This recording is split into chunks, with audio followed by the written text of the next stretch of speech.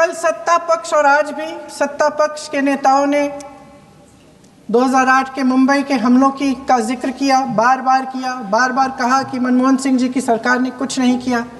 ये तो जानकारी होगी ना कि उसी समय जब वो आतंकवादी हमला चल रहा था तभी उन आतंकवादियों को मार डाला था, एक बचा था और उसको भी फांसी दे दी थी 2012 में। महाराष्ट्र के मुख्यमंत्री ने इस्तीफा दिया। देश के गृह मंत्री ने जिम्मेदारी लेकर इस्तीफा दिया। एक जवाबदेही थी पब्लिक के प्रति, एक जवाबदेही थी इस देश की जनता के प्रति, इस देश की धरती के प्रति।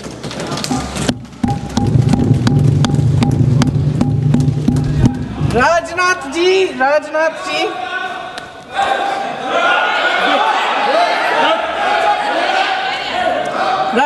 जी तो पुलवामा, उरी और पठानकोट के समय गृह मंत्री रहे थे।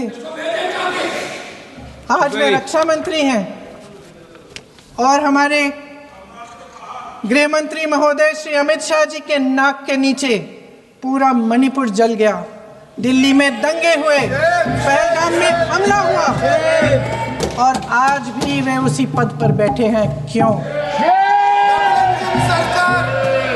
अध्यक्ष महोदय, बमबारी से अखबारों के हेडलाइन बनते हैं, मगर कहानी सुरक्षा में की चूक में भी है। आज देश खोखले भाषण नहीं सुनना चाहता, देश जवाब चाहता है, तसल्ली चाहता है कि सच उससे छिपाया नहीं जाएगा। देश जानना चाहता है कि उस दिन अप्रैल 22, 2025 को क्या हुआ और क्यों हुआ। मैं उन्हें स्पष्ट रूप से कहना चाहूंगा, mister Rahul Gandhi, this country can not afford a leader who partied after 26/11, 26/11 के रात्रि में जिसने पार्टी किया था, अखबारों में छपा था, उसे लीडर के रूप में यह देश कभी स्वीकार नहीं कर सकता है।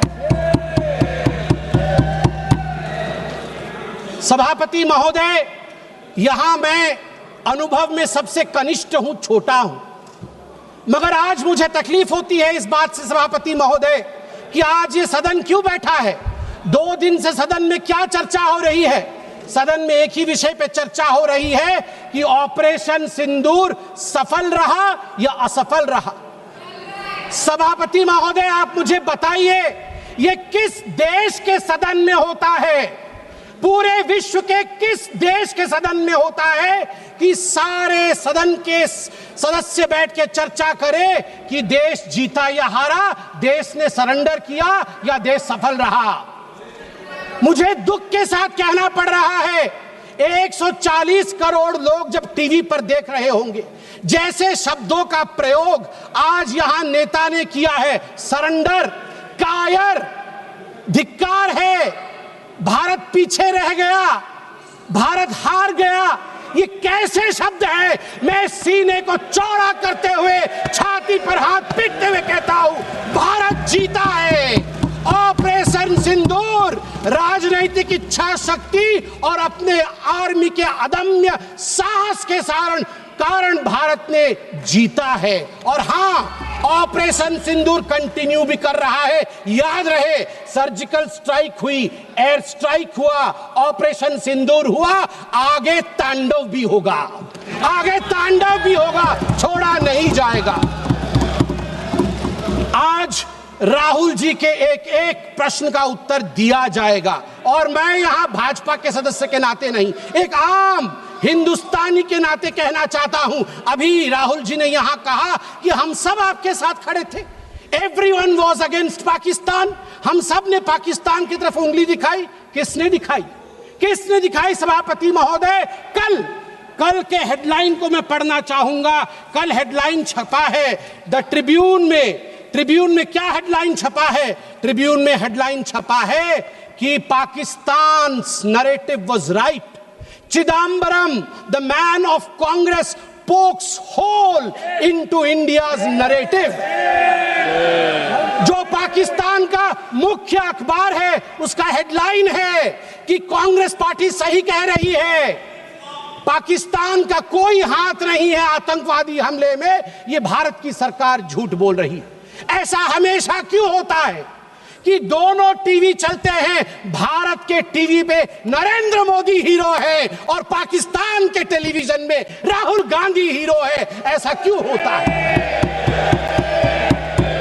सभापति महोदय, मैं एक डोजियर लेके आया हूं। आप जानते हैं कि जिस समय यूपीए की सरकार थी डोजियर खेला जाता था, ये बात अलग है, अब हम डोज देते हैं। मगर ये जो डोजियर में लेके आया हूं, ये डोजियर पाकिस्तान ने यूनाइटेड नेशन एचआरसी, यूएनएचआरसी को सबमिट किया था, ह्यूमन राइट काउंसिल को। और किसको कोट किया है? डोजियर में बतौर एविडेंस, विटनेस कोट किया गया है, किसी पाकिस्तानी को नहीं, कोट किया गया है हमारे एलओपी राहुल गांधी को। मैं उस कोट को पढ़ रहा हूं और वो कोट है, I quote, It has been 20 days since the people of Jammu and Kashmir had their freedom and civil liberties curtailed.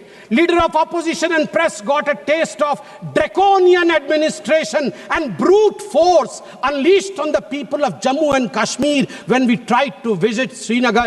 Rahul Gandhi. और आगे पाकिस्तान लिखता है कि यूनाइटेड नेशन देखे, ये हम नहीं कह रहे हैं, ये एलओपी उस समय के लीडर और अभी के एलओपी राहुल गांधी कह रहे हैं कि इंडिया में इस प्रकार की परिस्थिति हो गई है। आप बताइए, ये लोग हमें बताएंगे, ये लोग हमें बताएंगे कि ये पाकिस्तान के खिलाफ है? कब सबूत नहीं मांगा? जब सर्जिकल स्ट्राइक हुआ, यही वो राहुल गांधी है। मैं दुख के साथ कहता हूं, जिन शब्दों का प्रयोग किया गया वो था खून की दलाली। क्या सर्जिकल स्ट्राइक खून की दलाली थी?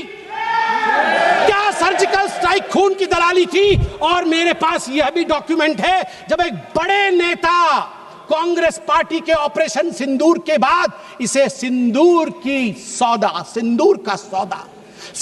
का सौदा कहा, और सभापति महोदय मैं उसे अनदेखा कर देता, मगर अगले दिन डीजीएमओ पाकिस्तान ने उसे कोट किया और डीजीएमओ पाकिस्तान ने कांग्रेस के तीन वीडियो चलाए।